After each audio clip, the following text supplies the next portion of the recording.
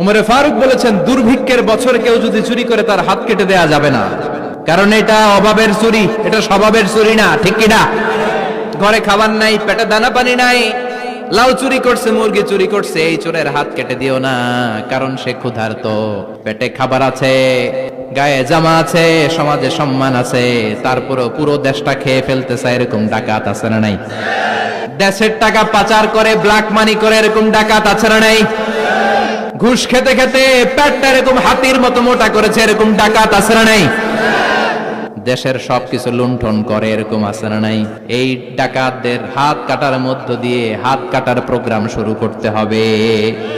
এরকম একটা ডাকাতের হাত কেটে যদি দেশের গভর্নমেন্ট বাইতুল মোকাররমে জুমার নামাজের সামনে লাইভ সম্প্রচার করে, সারা বাংলাদেশের 18 কোটি মানুষ যদি দেখে, আর কেউ চুরি করবে? চুরি করার আগে 3 বার লাফ দিবে, যেরকম ঠিক কিনা?